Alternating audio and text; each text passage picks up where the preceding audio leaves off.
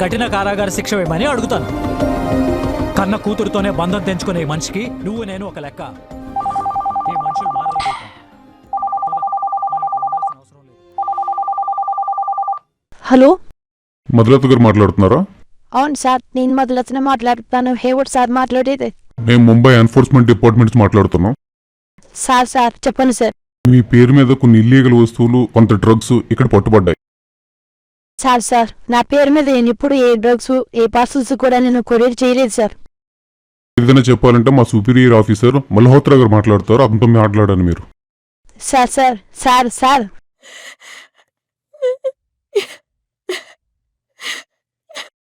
అయ్యో బలవంతుడా, ఈ రోజు నుంచి మీరు మా డిజిటల్ అరెస్ట్ లో ఉంటారు. మీ అకౌంట్లన్నీ మేము చెక్ చేసిన తర్వాత మీ అమౌంట్ ని ఆర్బీఐ ట్రాన్స్ఫర్ చేస్తాం. ఆర్బీఐ క్లియరెన్స్ ఇచ్చిన తర్వాత మళ్ళీ మీకు అమౌంట్ మేము ట్రాన్స్ఫర్ చేస్తాం. ఈ విషయాన్ని మీరు ఎవరితో చెప్పకూడదు. Highly confidential.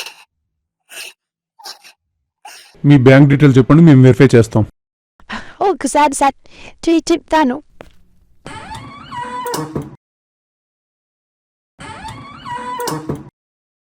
రాసుకోండి సార్. User ID, password. ఇప్పుడు ఒక ఓటీపీ వచ్చింది, అది ఒకసారి చెప్పండి. 6541 సార్.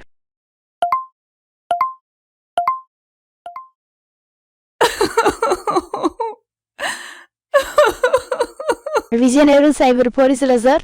మేడం చెప్పండి. Vizianagaram cyber police sir, digital arrest అని చెప్పి 5 లక్షలు నా అకౌంట్ నుంచి కాజేశారు సార్. ప్రశాంతం ఉన్నందు మీ అడ్రస్ చెప్పండి. కనపక రామ్ మందిర్ ఇది 3rd line sir. Okay madam. Madam నేరవద్దు, మీరు సరైన సమయానికి కంప్లైంట్ చేశారు. విజయనగరం పోలీస్ మీతో ఉన్నాం.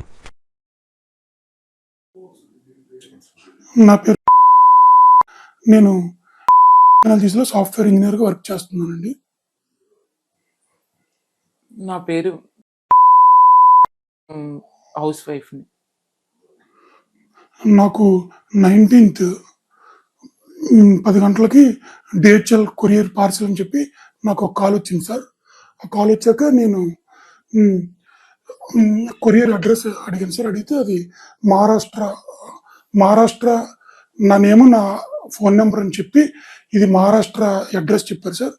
మహారాష్ట్ర అడ్రస్ చెప్తే అప్పుడు నేను చెప్పాను నాది ఆంధ్రప్రదేశ్ అండి, నాకు మహారాష్ట్రతో ఏమీ సంబంధం లేదంటే మరి ఈ కొరియర్ మరి అక్కడ అడ్రస్కి ఎందుకు వచ్చిందని అడిగారు. ఏమో సార్ ఆ కొరియర్ నాకు సంబంధం లేదు, మీరు కొరియర్ బ్యాక్ చేసుకోవచ్చు అని చెప్పానండి. అని చెప్తే లేదు మీరు సైబర్ క్రైమ్ పోలీస్ స్టేషన్కి ఆన్లైన్లో కంప్లైంట్ ఇవ్వండి అన్నారు. అంటే రెడీ సార్, మీరు కంప్లైంట్ నేను ఇవ్వడానికి రెడీ, మీరు కాల్ చేయండి అని చెప్పాను. వాళ్ళే కాన్ఫరెన్స్లో సైబర్ క్రైమ్ పోలీస్ అని చెప్పి వాళ్ళు కంప్లైంట్ పెట్టారు సార్. కంప్లైంట్ పెడితే సైబర్ క్రైమ్ నుంచి నన్ను ఇన్వెస్టిగేట్ చేశారు సార్. అసలు ఏంటి ఏం జరిగిందని.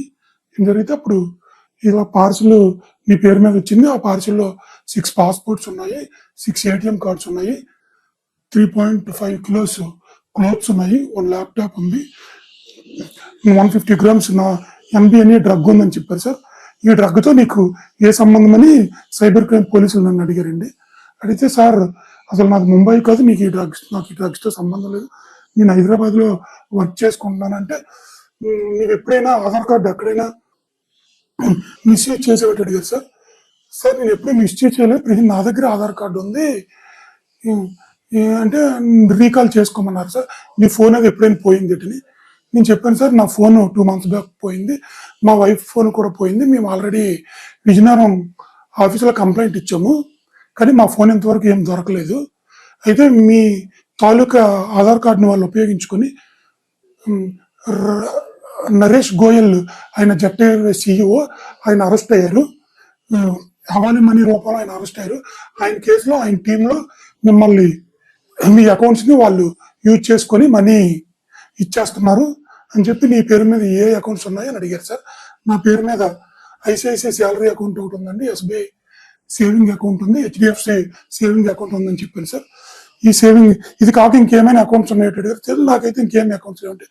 లేదు నీ పేరు మీద ఇంకొకటి కొటక్ బ్యాంక్ అకౌంట్ ఉంది, వాళ్ళు నీ ఆధార్ కార్డు ఉపయోగించి వాళ్ళు క్రియేట్ చేశారు, దీని మీద హవాలా మనీ వాళ్ళు ట్రాన్స్ఫర్ చేస్తున్నారు, సో ఇమీడియట్లీ నీవు హౌస్ అరెస్ట్ అయ్యావు అన్నట్టు వాళ్ళు నాకు ఒక అరెస్ట్ ఇమీడియట్లీ వాట్సాప్లో ఒక అరెస్ట్ అయినట్టు ఒక లెటర్ పంపించారండి. 19 మంగళవారం నేను హౌస్ అరెస్ట్ అయ్యాను. బుధవారం కూడా వాళ్ళతో హౌస్ అరెస్ట్లోనే ఉన్నాను. లక్షవారం కూడా హౌస్ అరెస్ట్లో ఉంటే శుక్రవారం ఉదయం రోజు ఉదయం అడిగేవారు సార్ మనీ వచ్చిందా లేదని. శుక్రవారం ఉదయం నా అకౌంట్లోకి 50,000 అలాగా 3 లక్షలు శుక్రవారం 3 గంటలకు వచ్చాయి సార్. 3 గంటలకు వచ్చిన మనీని వాళ్ళు ఒక ఐఎఫ్ఎస్సి కోడ్ నెంబర్ ఇస్తాను, ఈ నెంబర్ ట్రాన్స్ఫర్ చేయని చెప్పారు సార్. అది ఆ వాట్సాప్లో ఆ నెంబర్ అది ఉంది. వెంటనే నేను చెప్పాను సార్, ఏ బ్యాంకు కూడా ఈ విధంగా మనీ ట్రాన్స్ఫర్ చేయమని అడగదు, మీరు 3 రోజుల నుంచి నన్ను ఇలాగ హౌస్ అరెస్ట్ చేసి ఉంచారు. నేను ఇమీడియట్లీ మా దగ్గరలో ఉన్న సైబర్ క్రైమ్ దగ్గరికి వెళ్ళి కంప్లైంట్ ఇస్తానని చెప్పాను సార్. వాళ్ళ తాలూకు ఎవిడెన్స్ తోటి సహా నేను విజయనగరం సైబర్ క్రైమ్ పోలీస్ స్టేషన్కి వచ్చి నిన్న 4 గంటలకి మీకు కంప్లైంట్ ఇచ్చాను సార్. అది సార్ ఎంతవరకు జరిగింది సార్ నేను 19 మధ్యాహ్నం 3 గంటలు నుంచి నన్ను కూడా హౌస్ సర్వేలెన్స్ లో ఉంచారు సార్ 24/7. ఈ 4 రోజులు బాగా మానసికంగా మమ్మల్ని బాగా ఇబ్బంది పెట్టారు సార్.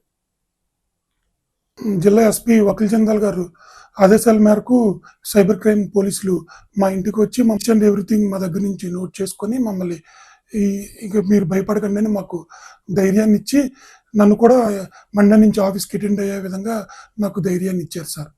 నేను అందరికీ సహకరించిన ఈ పోలీస్ టీంకి హృదయపూర్వక నమస్కారాలు సార్. మీపై అరెస్ట్ వారెంట్ జారీ అయిందని ఎవరి నుంచి కాల్ వచ్చినా అప్రమత్తంగా ఉండండి. నిజమైన అధికారులు మీ వ్యక్తిగత వివరాలు కానీ డబ్బు చెల్లించాలని కానీ అడగరు. ఆన్లైన్ మోసానికి గురై డబ్బులు పోగొట్టుకుంటే వెంటనే 1930కి కాల్ చేయండి లేదా మీ దగ్గరలో ఉన్న పోలీస్ స్టేషన్కి తెలియజేయండి. మీ రక్షణ మా బాధ్యత.